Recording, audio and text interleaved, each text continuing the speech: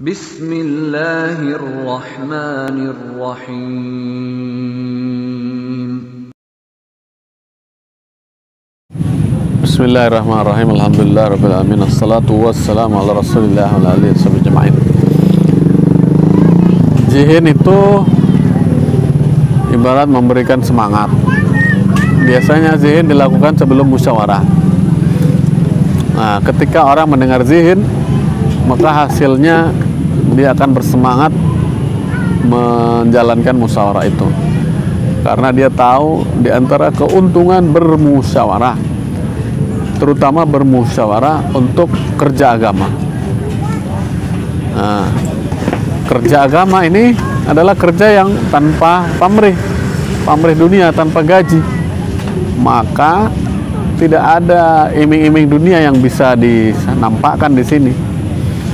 Apa yang diiming-imingkan kepada orang-orang yang kerja agama, yaitu kehidupan surga, kemudian keuntungan-keuntungan daripada buat kerja agama itu. Nah, itulah dia. Nah, salah satu contoh zihin misalnya tentang kepentingan musyawarah, bahwasanya musyawarah ini adalah sunnah Allah, sunnah Rasul, bahwasanya Allah SWT telah memberi contoh bagaimana bermusyawarah. Sebelum Allah menciptakan Nabi Adam, manusia pertama, maka di dalam surat Al-Baqarah Allah katakan, dan ingatlah ketika Rabbmu mengatakan kepada para malaikat, sungguh aku akan menjadikan khalifah di muka bumi. Maka malaikat-malaikat berkata, ya Rabb, apakah engkau akan membuat orang yang membuat kerusakan di muka bumi dan mengalirkan darah? Artinya mengalirkan darah suka berperang. Maka kemudian Allah sebagai amir mengatakan, aku mengetahui apa yang tidak kalian ketahui. Akhirnya Allah SWT nampakkan Nabi Adam alaihissalam. Tapi penciptaan Nabi Adam didahului dengan musyawarah.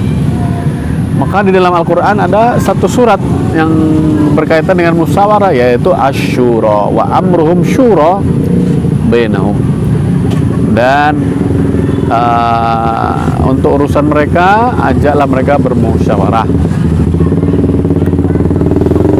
Kemudian Allah SWT juga perintahkan kepada Rasulullah SAW,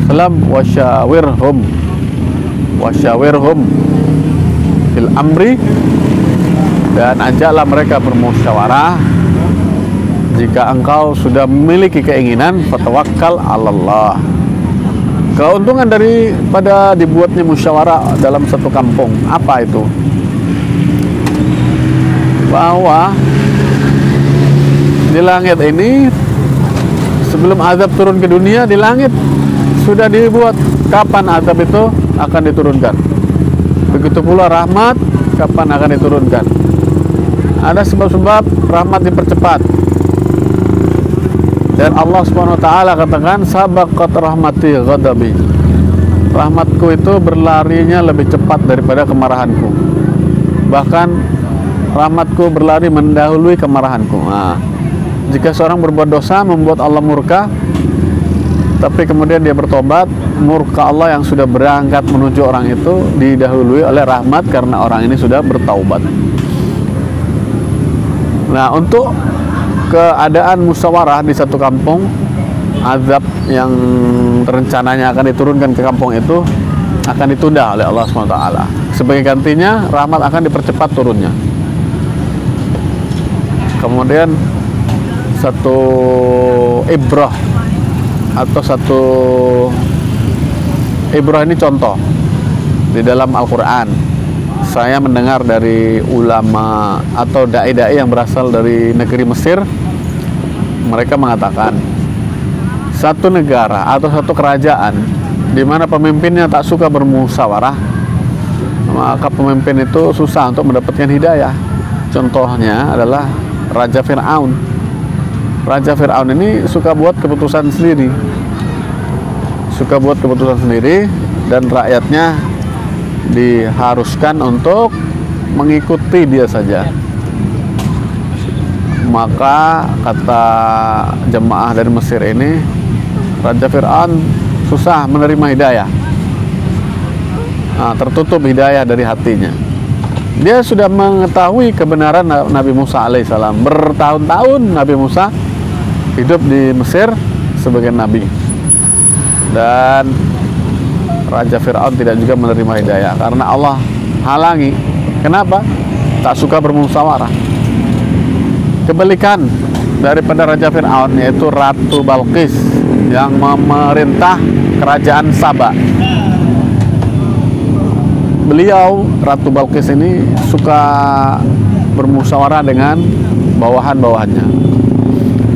Ketika datang surat dari Nabi Sulaiman alaihissalam, janganlah kalian menyombongkan diri kalian, dan datanglah kemari dalam keadaan berserah diri.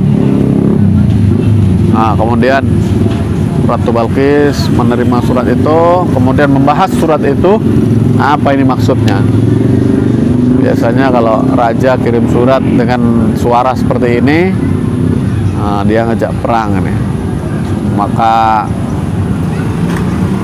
Ratu Balqis adalah ratu atau pimpinan yang bijaksana. Yang lain-lain sudah mengusulkan sesuatu, ternyata yang diambil pilihan oleh Ratu Balqis adalah yang paling bijaksana, walaupun dengan korban. Nah, apa korbannya? Yaitu dengan memberikan hadiah berupa emas berkotak-kotak emas. Itu diberikan supaya kerajaan mereka tidak rusak.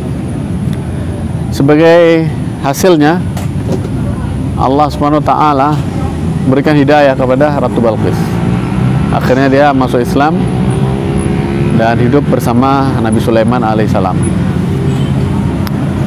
Maka itu kita mesti mengikuti sunnah Rasul SAW dalam bermusyawarah. Nah, dalam musyawarah ini ada amirnya, ada amir yang memimpin musyawarah, dan amir ini hendaknya dia bijaksana, memulai dari kanan. Kalau meminta usulan, dia mulai dari kanan, satu pun orang tidak boleh lewatkan.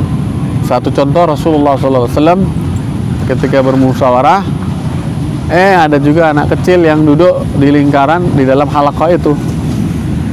Rasulullah SAW tidak melewatkan anak kecil itu kecuali ditunggu. Gimana Tuhan? Apakah Tuhan ada usulan? Nah, sampai anak kecil itu bicara, dipersilahkan bicara. Nah, padahal mungkin anak kecil ini yang dibicarakan apa, tapi Rasulullah SAW tetap menganggap atau menghargai pembicaraan anak kecil itu. Inilah kebijaksanaan daripada Rasulullah SAW. Karena kebijaksanaan beliau, karena kebiasaan musyawarah beliau dengan para sahabat, akhirnya lahirlah sahabat-sahabat yang berasal dari para penyembah berhala, akhirnya menjadi wali-wali Allah. Hari ini kita ini banyak menyembah dunia.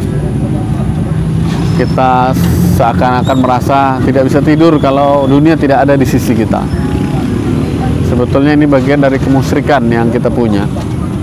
Seperti yang disebutkan di dalam surat Yusuf, wa ma yu'minu aktsarhum billahi illa wa hum musyrikun.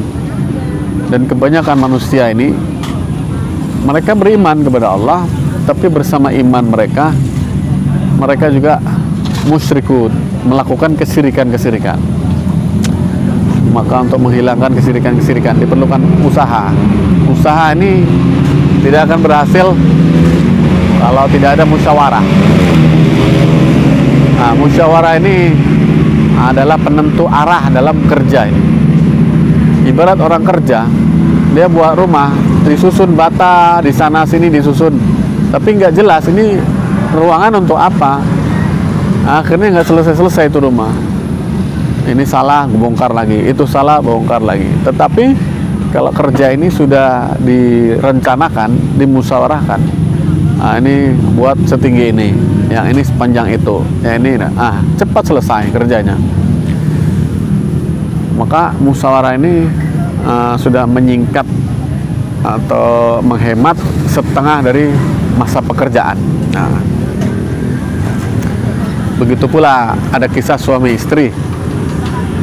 Suami istri ini yang saling mengerti gitu, saling mengerti, cuman kurang musyawarah. Suatu ketika si suami diminta istrinya, "Bang, tolonglah belikan perhiasan untukku, belikan gelang." Kata suaminya, "Gimana ya? Iyalah, aku belikan, tapi ban motorku ini sedang rusak nih. Gimana, beli gelang dulu atau?" Akhirnya tanpa musyawarah, suami pergi ke toko perhiasan, istri pergi ke toko sepeda motor. Suami akhirnya beli gelang, terus yang istrinya beli ban, beli roda. Pulang di rumah, saya belikan roda. Dibelikan roda, tapi suaminya sudah beli perhiasan. Nah, itu akhirnya menjadi masalah.